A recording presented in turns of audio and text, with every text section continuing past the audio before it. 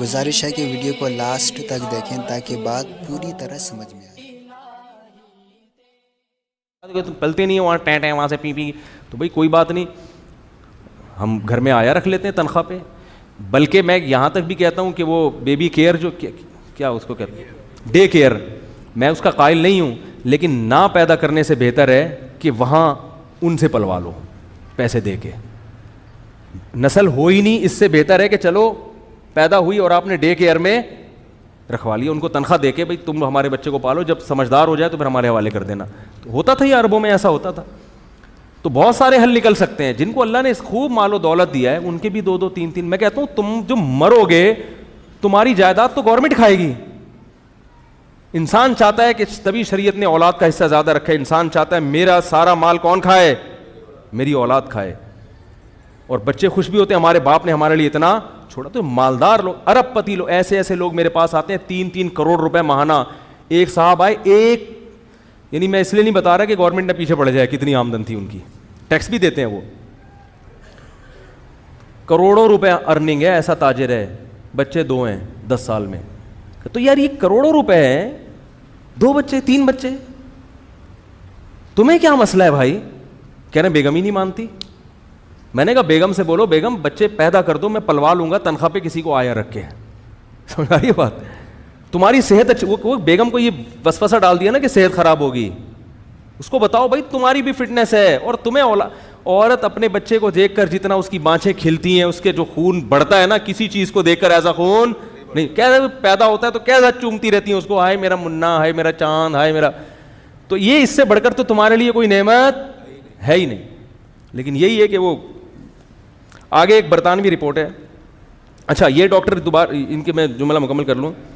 کہتے ہیں کہ اگر عورت کو اپنے اس جسمانی اور ذہنی نظام کا یہ فطری تقاضا پورا کرنے سے روک دیا جائے, یعنی اس کی نفسیات بھی اسی سے خوش ہوتی ہے اور باڈی بھی اسی سے فٹ رہتی ہے, تو اگر یہ اس کے برخلاف چلا جائے تو وہ شکستگی اور عزم حلال کا شکار ہوگی. ماں بننے سے وہ ایک نیا حسن, ایک روحانی بالیدگی پاتی ہے جو اس کمزوری پر غالب آ جاتا ہے جس سے وہ ولادت کے دوران دوچار ہوئی تھی. یعنی یہ ریکوری بہت جلدی ہو جاتی ہے. مولانا نہیں کہہ رہے, یہ نوبل انعام یافتہ ڈاکٹر کہہ رہے. آگے چلیں, ایک برطانوی رپورٹ ہے, British national birth rate commission, ان کی رپورٹ ہے. یہ کہتے ہیں کہ مانع حمل کے وسائل کے استعمال سے مردوں کے جسمانی نظام میں برہمی پیدا ہو سکتی ہے. حمل روکنے کی تدبیر عورت اختیار کر رہی ہے, عورت کے ساتھ نقصان کس کو ہوگا؟ مرد کو بھی نقصان ہوتا ہے اس کا. عارضی طور پر ان میں سیکچول ویکنس بھی پیدا ہو سکتی ہے. مجموعی حیثیت سے یہ کہا جا سکتا ہے کہ ان وسائل کا کوئی زیادہ برا اثر مرد کی صحت پہ نہیں پڑتا, مگر اس بات کا ہمیشہ خطرہ رہتا ہے کہ مانع حمل تدبیر اختیار کرنے سے جب مرد کو اپنی اس کی جو ڈیزائرز ہیں پوری طرح سے پوری نہیں ہوں گی, جو ازل کا طریقہ ہے نا کانڈوم وغیرہ کا طریقہ, مجھے شرم آ رہی ہے یہ باتیں کرتے ہوئے, لیکن بہرحال مجبوراً کرنی پڑ رہی ہے کیونکہ اب گورنمنٹ اس پہ اشتہار بھی چلائے گی. یہ بیہودہ اشتہارات بھی یعنی چلا سکتی ہے گورنمنٹ, تو مجبوراً بڑی مصیبت سے بچنے کے لیے چھوٹی مصیبت کو اختیار کیا جاتا ہے. لوگ یہ سمجھتے ہیں کہ یہ طریقہ تو نقصان دہ ہے ہی نہیں, ایسا نہیں ہے, ایسا نہیں ہے. کبھی کبھار تو ٹھیک ہے, لیکن جب 3 بچوں کے بعد آپ نے حمل روکنا ہے تو 5 سال آپ کو یہ طریقہ اختیار کرنا پڑے گا, جو کہ نیچرل. ایک مثال بڑی بیہودہ ہے لیکن دینی پڑ رہی ہے. آپ اپنی زبان پہ کوئی شاپر رکھو اور پھر آپ کوئی چیز کھانا شروع کر دو, یہ نیچرل ہوگا؟ زبان سے جب ہم کوئی بھی چیز رکھتے ہیں نا تو فوراً ایک زبان لعاب خارج کرنا شروع کرتی ہے جو اس چیز کو ہضم, یعنی قدرت نے پوری ایک اس حساب سے ڈیزائن کیا ہے.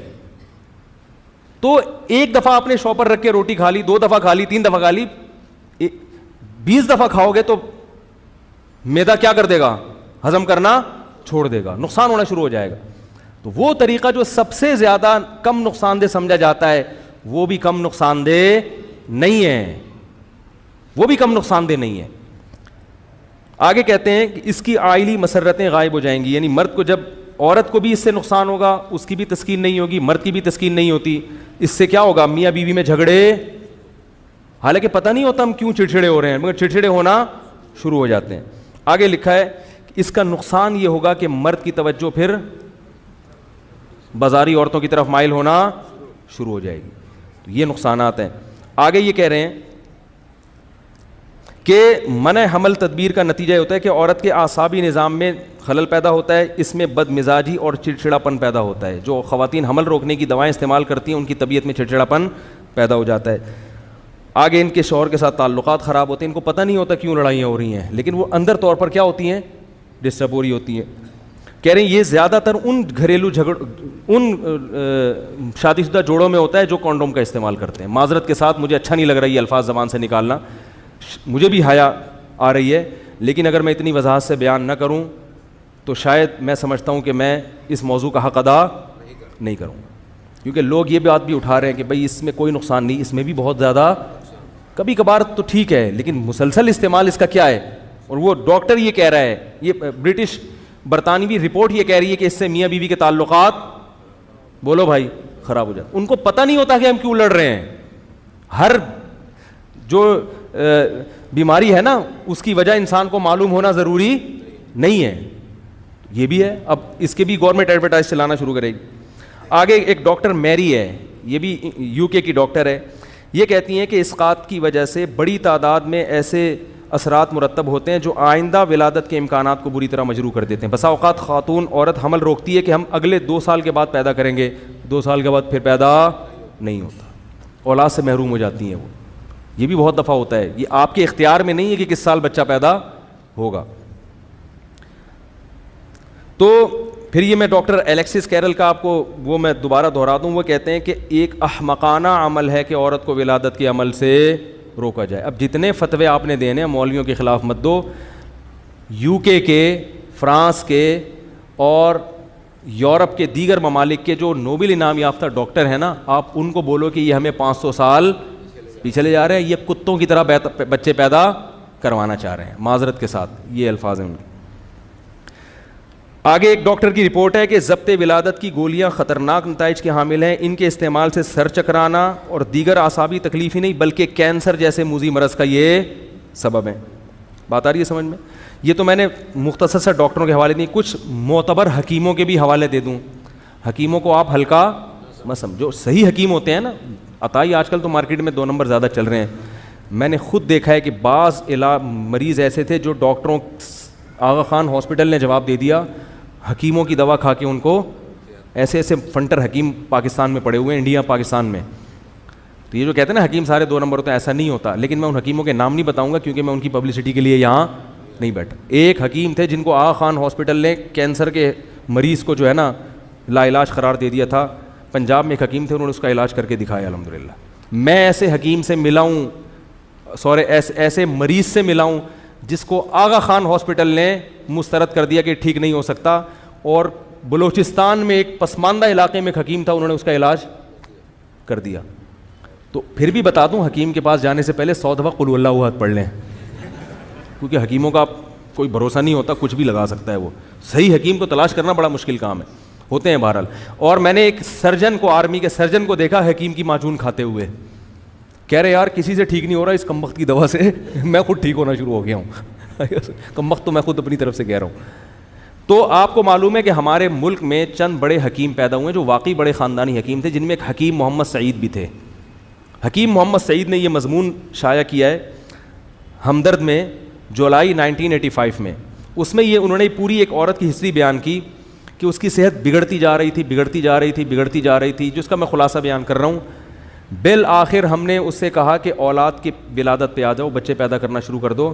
اس عورت نے ان کو خط لکھا کہ میری تمام بیماریاں الحمدللہ ختم ہو گئی. یہ پورا انہوں نے خط اس عورت کا شائع کیا اس اخبار میں. آگے وہ یہ لکھتے ہیں کہ ضبط ولادت کی گولیاں استعمال کرنے والی خواتین فالج کا بھی شکار ہو جاتی ہیں. ہمارے ہاں تو فری میں بانٹی جا رہی ہیں یہ دوائیں. فالج ہو جاتا ہے عورتوں کو ان دواؤں کے استعمال سے. یہ کینیڈا کی رپورٹ ہے.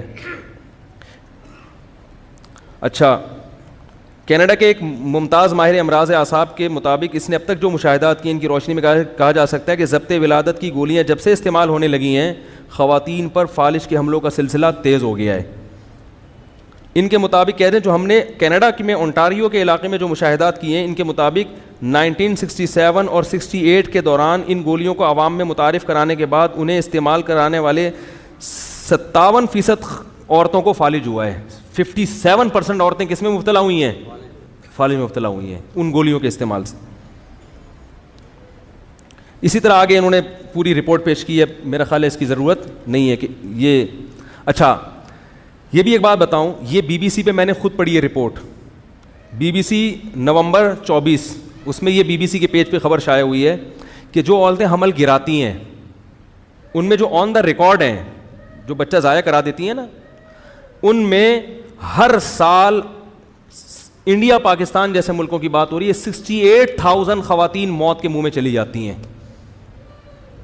نہیں آ رہی بات سمجھ میں؟ اتنی خواتین بچے کی ولادت سے ہلاک نہیں ہوتی جتنے بچے حمل ضائع کرانے سے ہلاک. یہ تو آن دا ریکارڈ ہے, باقی گاؤں دیہاتوں میں کیا ہو رہا ہے, کتنی عورتیں حمل گرانے سے مر رہی ہیں, اس کا تو کسی کو پتا ہے ہی نہیں. زمانہ ڈھل